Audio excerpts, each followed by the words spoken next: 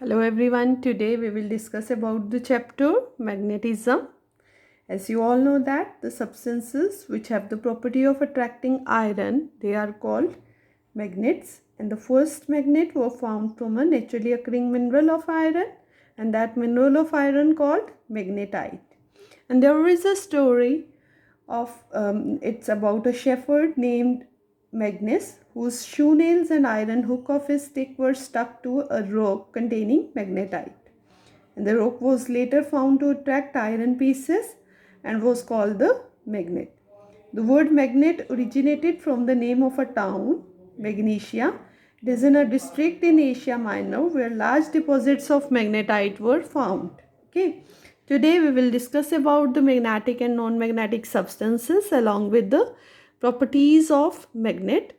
But before that, I want to show you different shaped artificial magnets.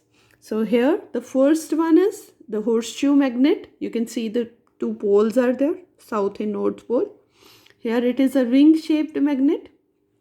Okay, then this one is the needle shaped magnet, and this is the bar magnet. Okay, now two type of substances are there, magnetic substances and non-magnetic substances.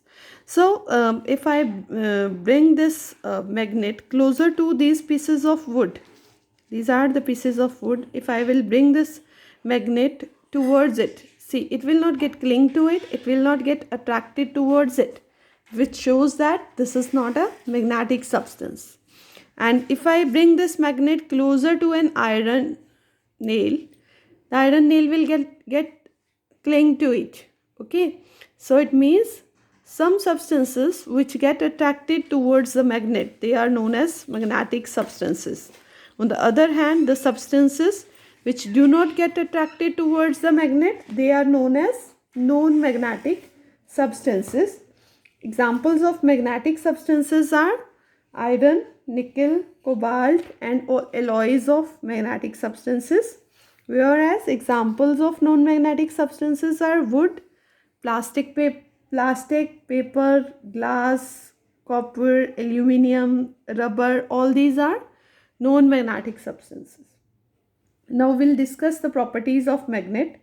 The first one is a magnet has two poles. You can see here, if I show you this bar magnet, you can clearly see the both north and south pole of this. N and S is written there.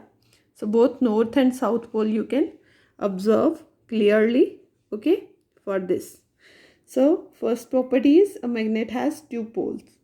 Second property is magnetic poles occur in pairs only. Okay, so if this is a complete piece of magnet, okay, this is a complete piece of magnet. If I will break it down into two parts, so I have break it down into two parts, you can see the both parts have their own poles. Two poles are there, north and south poles. So we can say that a single magnetic pole is not possible, or a magnet has both north and south poles, and these poles cannot be separated by any means. Now our third property is, which is also known as the directive property of a magnet.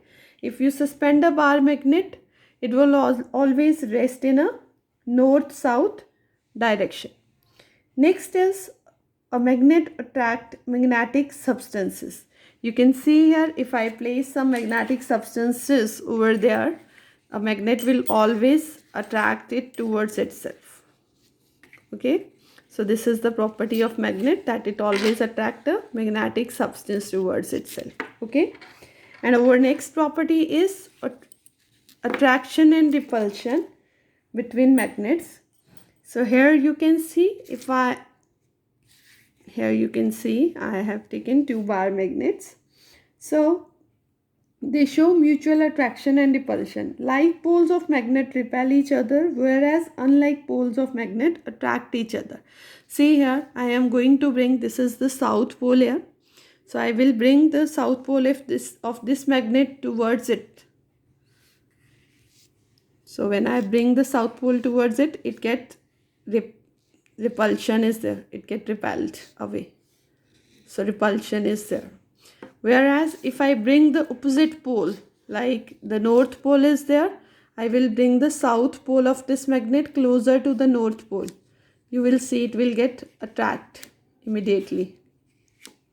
So this is the property that attraction and repulsion between magnet takes place, and attraction is there in opposite poles and repulsion is there in the same or like poles of the magnet. And the next is the magnetic induction. Magnetic induction is what? That the magnetism can be induced in a magnetic substance by bringing a magnet near it. I can show the magnetic induction by an activity. You can see here,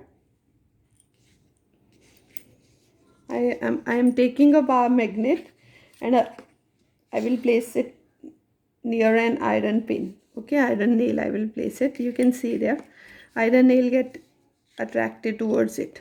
Okay, so once it get attracted towards it, this iron nail will act as a magnet. See, it is again attracting another nail towards itself. So it is attracting another nail towards itself. It behaves, this iron nail behave as a magnet itself. This induced phenomena is known as magnetic induction.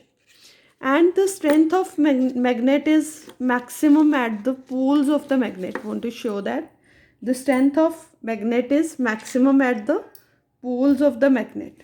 I will show it with an activity. See, I have iron fillings with me.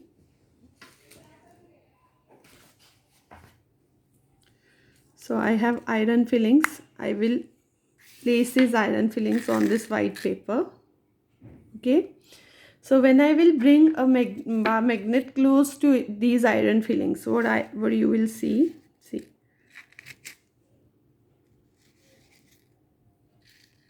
See, maximum of the iron fillings get cling to the ends of the magnets. So we can say the strength of the magnet is maximum at the poles, but it is minimum at the center of the, minimum or negligible at the center of the magnets. That's all for day today. Thank you.